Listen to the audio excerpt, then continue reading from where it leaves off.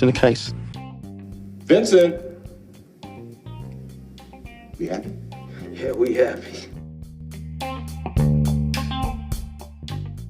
5, 4, 3, 2, 1. Hey guys, welcome back to the What's in the Briefcase podcast. I'm Jacob. I'm Joseph. I'm Kevin. So that's Kevin and Joseph, if you didn't hear Yes. that. So today we're talking about the Broadway play Hamilton. And so this is the topic that Joseph wanted to cover. So Joseph, do you want to maybe start us off? Yes, but be warned, if you haven't seen the Broadway musical or listened to the entire soundtrack, please leave now. Like now, I'm giving you. We don't want you here. You don't deserve to listen to our podcast. You have a Disney Plus subscription, or mooch off Disney Plus from friends who have money. That's what we did. We all we shared screen. We all watched it together. Joseph had already seen it, and Joseph shared his screen, and we watched it through him. So Disney's going to sue us now, actually. Okay. I think one of the first things we should talk about is what Hamilton is. If anyone doesn't know what Hamilton is, it's a Broadway musical, which the music was written by Lin-Manuel Miranda. It's a hip hop, R&B, jazz musical about the life and story of Alexander Hamilton, a forgotten founding father of America. And the first thing we're going to talk about is the very ending of Hamilton. So at the end of Hamilton, Elizabeth Schuyler, which is Hamilton's wife, stands out in the front on the stage in front of everyone and gasps while looking up at the sky. So I want to. So do any of you want to start off? What do you think that means to you? Yeah, I'll start. So I saw a theory online saying that when she gasps, and there's a part when Lin-Manuel comes and holds her hand, right? And So I saw a theory that says that when he's doing that, when he's holding her hand and next to her, he's not Hamilton, he's Lin-Manuel. And that's why she's gasping. I don't know, maybe seeing the audience that he's created for Hamilton as a founding father that was forgotten. She's traveled to the present, and now she's seeing the audience of a play about her dead husband, and the existential crisis is freaking her out because she realized she's just a character in a play, and she's freaking out, man. Kevin, your thoughts? I actually I saw the gasp, and I was like, okay. And I actually didn't think it meant anything. I'm sure it does, but I actually didn't understand. As soon as we saw the gasp, right? And then you were saying, "Oh, people have different theories. Is that what this means?" And I was like, "Wait, what?" Is it just? I thought that was just how they wanted to end it. I didn't really think it. I didn't think that was a symbol of something. But I also was kind of. I think my eyes were kind of wandering away at that point. So yeah. Lin-Manuel Miranda said that that ending is up to the viewer's interpretation. So for you, Kevin, it could just mean nothing for you, because that's just you. Or for some people say that it's what Jacob said. Some people is oh, she's looking how people react to, Hamilton's story being told on a big screen, or what I think. Or I think that's very nice. Yeah, I also saw a theory that said she sees since both Hamilton and her son die, she sees them in heaven or something like that. Yeah, that's what I was gonna say. That's what I think it is. I think that's a nice way to think of. That's what I think. That's how I'm gonna leave it. Where when she finally gasps, she's seeing her son Alexander and her sister Angelica. I like how they ended it with her kind of story, her importance in history. Yeah. Because she did actually raise funds for the Washington Monument. She actually built the first private orphanage in New York City. And she interviewed after her husband died, she interviewed pretty much tried to do every soldier that he fought with, trying to get his story out there to let people know what he did for America. Yeah, she really cemented his legacy. And I saw another video that said she like saved all of his papers that he wrote, like everything. She saved all of it. Like that's really amazing, and she should definitely be honored. Yeah, so I'm glad they gave her like the very end of the play is just for her. Yeah. Actually, I found out online that actually Elizabeth Schuyler actually grew up in Albany, New York. Oh, wow, nice. New York City. I mean, of New York State, not city. Sorry. Which is not too far from where I live. Joseph just doxed himself. I said not too far from where I live. I didn't give an exact location. He did not give an exact location. I just hinted that I live in New York State. Yeah, he lives in New York State. I could be in Buffalo for all that matter. I could be in Buffalo. He could be underground living with the mole people. Exactly. Can we talk about favorite scenes or just cool scenes? Yes, I would love to go first. Of course. I think one of my top 10 favorite scenes is the guns and ships scene. With the guns and ships scene is where Aaron Burr, who is the person who shoots Hamilton, if you don't know the backstory or whatever. He shoots Hamilton, and also he's kind of like the narrator throughout the entire play. So there'll be times where he narrates different sections of the story. He actually introduces, a minor character, which is Lafayette, who was a French immigrant who was a very important part in fighting in the American Revolution. And I love that sequence because as soon as the introduction is over, he just spits out these really fast bars like he's a French Eminem, and it's really interesting. And it's all in that French accent too. Yeah, that French. No, that's what's amazing, because this is an American actor who is not. It's like it's hard enough to rap. Like it's not easy to rap. It's very hard to do. It's something it takes time and practice. And on top of that, doing a French accent, which is one of the hardest accents to replicate. I'm not that good at it. Well, I mean, I'm sure, I have a feeling that French people watching the play, I wonder if they'd say it was a good accent or not. Yeah. And another thing I love about the musical is that they constantly change the they change the course of the music. So for example, in one song where Elizabeth Schuyler, which they call Eliza, is playing the piano, is teaching her son Philip Hamilton the piano.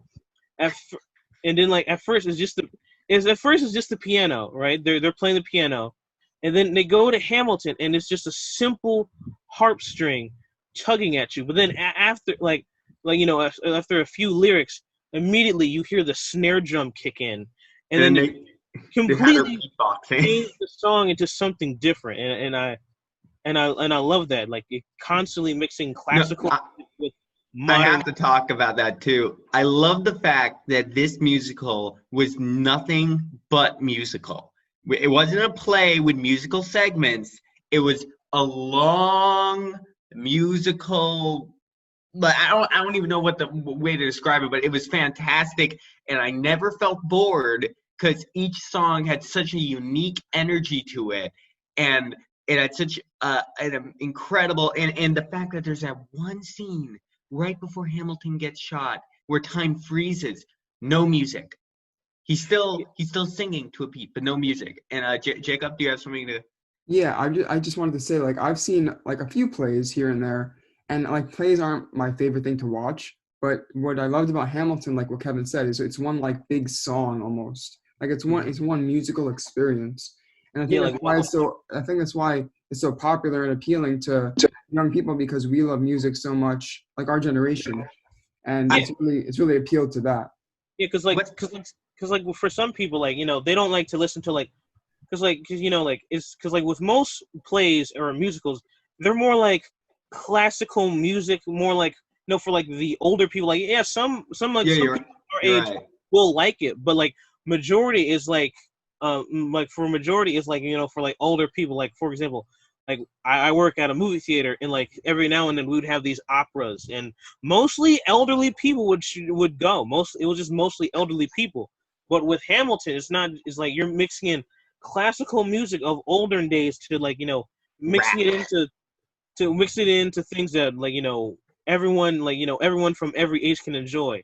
Actually, I have seen a few musicals before. I'm not a buff. I know people who like live and breathe musicals and shit, and that's not me. Pardon my French. That's not me. But I've seen like I like Les Mis.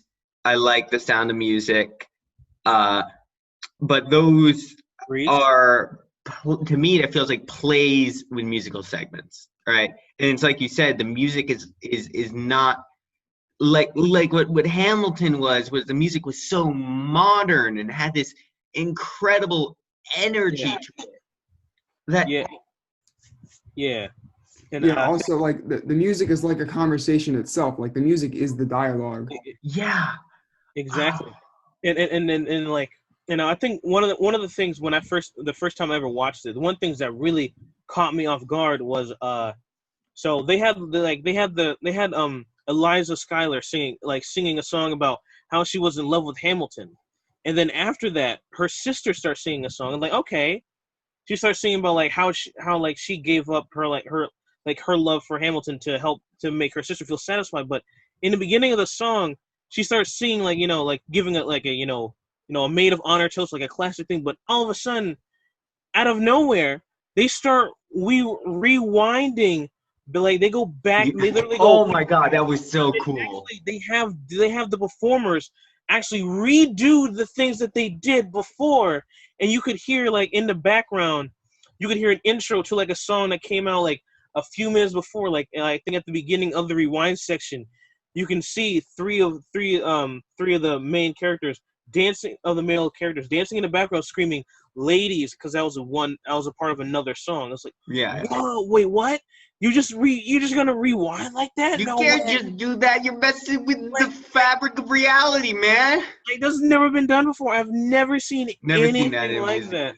And like, were they? It may be this or a different scene. Were they like rotating, like circularly a bunch of the? Yeah. Actually, that's another cool thing about it is that me being very detail oriented. What I noticed about the stage is that there are two circles. There's a giant circle, and then there's a smaller circle on the inside. They both can rotate together or independently, and if you watch it carefully or like try to pay attention to the set design, you can actually see you can actually pick and choose which moments where the circle was moving, where the big circle was moving, and when the little circle was moving, or when they were moving together, or when they were moving separately, and which was very interesting.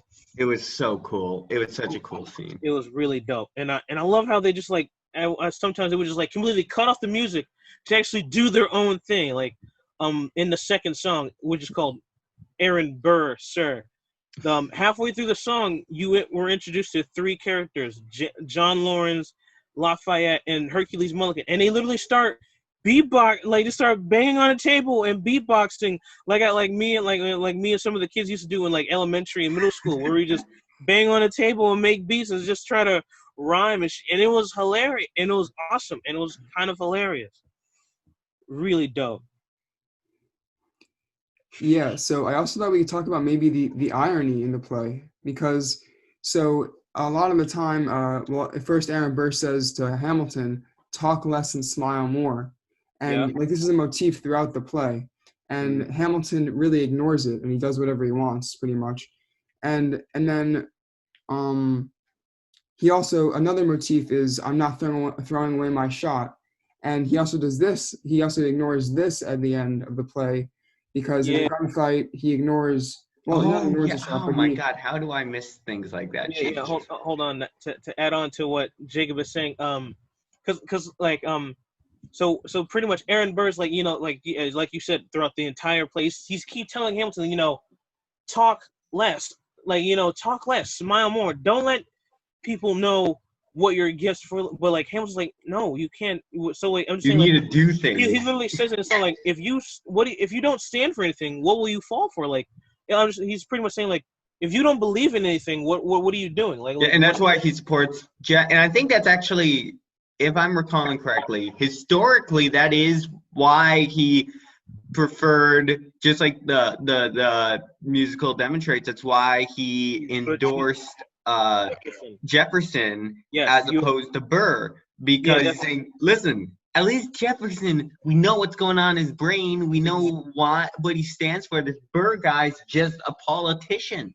Yeah, he's just he's just openly campaigning, like, yeah, vote for me, but he's not really saying, like, and actually, there's actually one part in that song, of that song where the ensemble cast members, which are the people who dress in like plain white, they're talking about, oh, I don't like John Adams, like, Jefferson, he's such an elitist, like, oh, I like Aaron Burr, he seems like you could grab a beer with him, like, almost comfortable, like.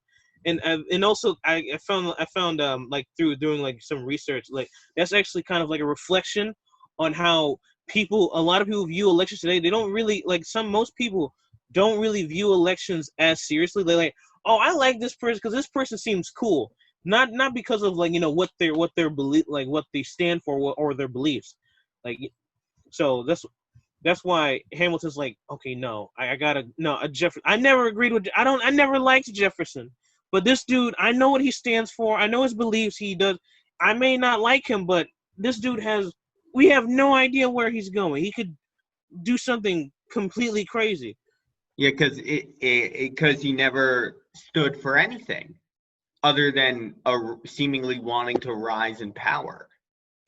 Yeah, and what Jake was saying about not throwing away my shot. They constantly repeat that throughout the entire thing, and it actually cost Hamilton a great deal for him later on in the play, because for like in the song My Shot, they actually reference him, if you like hear it once or twice, you think about it, if you know Hamilton's story, by the end of it you know that song is actually referencing many things, like he never stopped he never stopped trying to get where he was going. Like George Washington offered him a spot at being his right hand man. He took it right on spot, didn't complain, didn't hesitate. He took it.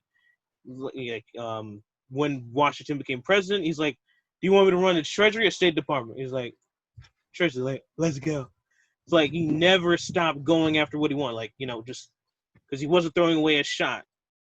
But like, towards his end, he was like, oh man, like, is this how people are gonna remember me? Like, if I throw away my shot, what will I do? Like, and I love that part at the very the silent segment. Like that silent. I think that silence was needed because I don't think music would have been perfect for like an internal dialogue for like any other musical couldn't do it, because any other musical has silent segments and musical segments, but this musical was nothing but musical. So to have no music, you're like, oh no. Like, it makes the audience seriously pay attention to what they're like, what the speaker is actually trying to say, what he's trying to convey to us. Like, what is he trying to say? And I really love that. And another thing, the whole irony of it is to all the historical figures in this show, in real life, they are white, but the whole cast is just like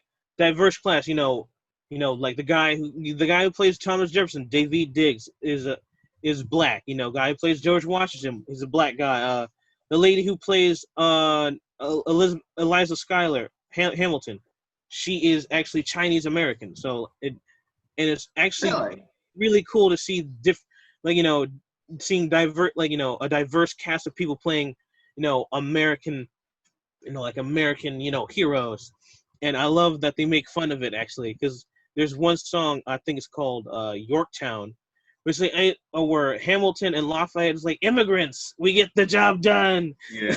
I did like how they emphasized, Hamilton's an immigrant. That's what he is.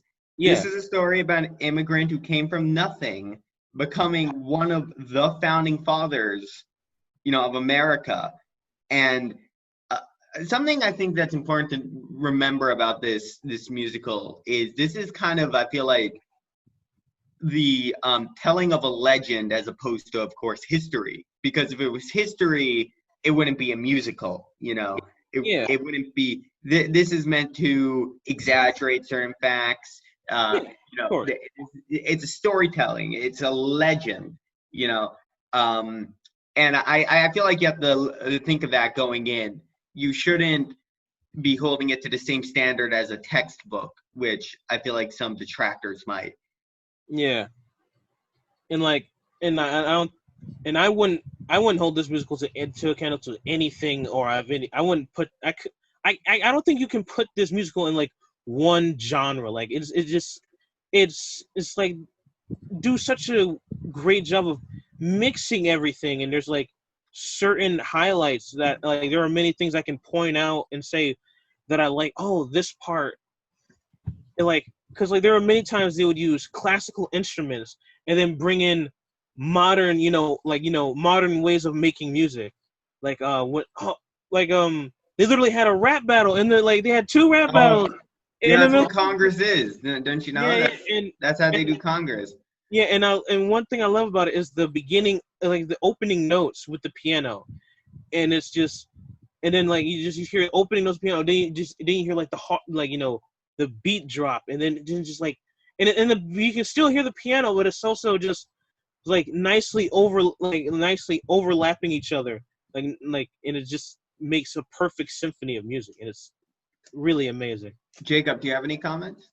Yeah, I actually wanted to go back to what Aaron Burr was saying about talk less and smile more. Like, it goes to show that you shouldn't really follow that advice. Because what if, like Hamilton said, what are you standing for? And then we see what happens to Aaron Burr in the end, losing his Senate seat. It's because Aaron Burr is. I feel like that can almost be taken into as sort of like a bit of criticism of even modern politicians, because it's the idea is you're not doing what you're doing because you believe in something. You're doing what you're doing to rise in power. That was what Aaron Burr was doing. He wanted to be president. Right. He wanted to be in the room where it happened. But Hamilton was doing what he was doing because he's like, we need to get this, treasury stuff done. We need to get this. This needs to happen for America to succeed, because he right. So it basically just shows you to follow your heart, follow what you believe in, and you'll get the job done. Wait, can I interject? I just thought of something. Sure. I think that right there not only applies to just politics. I think what we do on an everyday basis, because like a lot of things, like what people do, like we do a lot of things just because we want to get to this point. Like for example, for example, in like pretty much almost every high school, and almost every high school to get to college, to get a job. Teenagers always go against something they believe because they want to be popular. So like that's a huge problem, because that can cause mental and physical health issues, like like girls who make themselves throw up so they can look skinnier. I'm just like a serious problem. Like not like just because, or people trying to do things to be popular, people being mean to someone else just so they can look popular, or if you like see someone being bullied, you don't say anything, you're just being a bystander. Technically, so you think that's like what Aaron Burr was kind of doing? Because like he wasn't really doing anything, because like he could have done Aaron Burr could have done more. Like what are you waiting for? Like there's one moment where they're talking, it's like hey, where Aaron Burr has like a girl, he's into this girl, right? Mm-hmm. But the problem is she's married to a British. So like, oh shit! Like he's like oh shit! But like he's like, hey, if you really like this girl, go get her. Like what are you waiting for? There's like just go get her. Like I'm no one stopping you. Go get her. Like what are you waiting for? And then there's like another scene where like Hamilton's trying to get like the United States the Constitution approved, and he's like, hey Burr, can you help me out? You're saying we fought, we killed for this country, and like now we get a chance to build it. And Burr doesn't want to do it. Like, why don't you help me? Like, I was like, no, I don't know, man, that ain't for me. No, you do you. Like, dude, what? Come on. Yeah. So I think what Joseph's saying is like be active and not passive, because you're not going to get anything done if you're passive. Exactly. And I also just want to note the guy that plays King George. La Oh, da da dee da. no, I fucking love that song, man. I love that song to death. It's It's great hilarious. comic relief Yeah, no, it's literally what it literally is. It's like a breakup song to for the to country. the colony, to the American colonies. It's like like just to know that I really do care about you. I'm willing to kill your friends and Kill your family friends and family. to remind you how much I love you. Like what? It's like what? I heard Washington's giving up his power. I It's like, wasn't aware that was something you could do. and then like John Adams. No, Right? that's the dude I talked to. Like he was like in like 85. I love that because that was kind of, I think, historically, that was what a lot of people's response was. It's like, come on, we're replacing the war hero with John Adams. And then John Adams does all this stuff historically with, like, didn't he do something with the Alien and Sedition Act? Was that what it was called? I have no idea. Oh, well, he just did a bunch of stuff people didn't like, and everyone's like, screw John Adams. And then Thomas Jefferson came in. I don't remember exactly how. Yeah, but I think the turning point is for like the musical. I think at least the start of it was Hamilton's affair with Mariah Reynolds. I think that I think is like like a turning point for the musical because like that actually sets up His downfall. James Madison and Aaron Burr and Thomas Jefferson like trying to use that against him, which she then spills to the entire world anyway, which I think was not a great idea. I'm like, what? Well, otherwise Burr could have held it over his head. I think that's what he was true, worried about. true. Like, actually, I don't know if you saw this, but there's like I saw this drunken history video about it. It's like so in real life he actually sent out. It's called the Reynolds pamphlet where he writes out about his affair.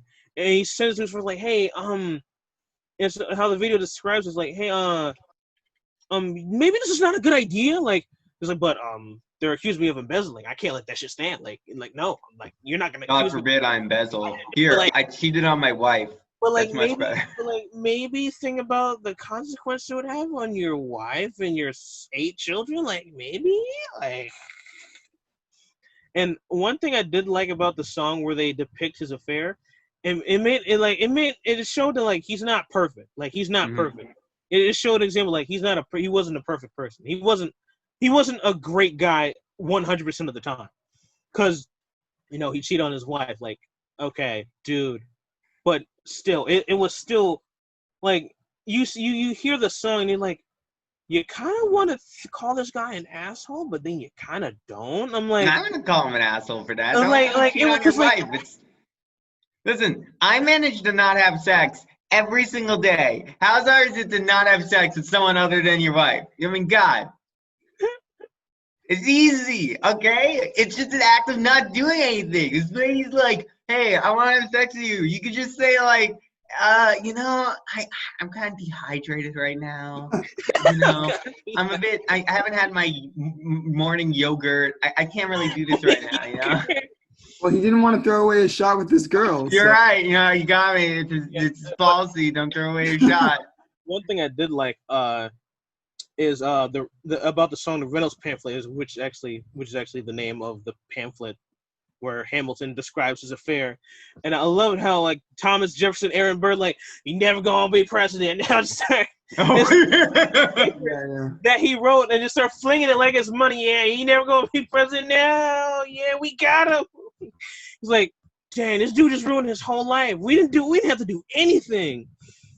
And the brilliant transition from like this upbeat action song that just would pretty much make any person get out of their seat and dance to like a slow song where you actually get to hear his wife's side of how she felt. Because in actuality, we actually really don't know how she felt about it, because no historian was ever. Yeah, actually, we don't know if she actually did burn the letters. We don't know what she actually did with them. So I think it's a perfect way to gasp what happened in reality to like what we think happened or what most likely happened. And like that's a cool way of thinking of it. and which also leads to the sad part where their son were their this like the next song after that, which like leads into, you know, not throwing away my shot, comes to bite Hamilton in the ass. Like it kind of bites him in the butt because his son goes to duel this guy because this guy disrespected Hamilton in front of a crowd, and his son couldn't stand for it. Like, no, let's duel. But he goes to his pops for advice and says, "Hey, man, no, don't you don't want this dude's death on your conscience. Just aim your gun at the sky. Aim your gun at the sky. If he's a man of honor, he'll do the same thing." But as history goes, that didn't happen. His son got shot in the rib, I think it was in the hip, and like died, I think maybe like a day later. Yeah, and I think it's important to not assume that everyone's a man of honor, like, because that's what got them both killed.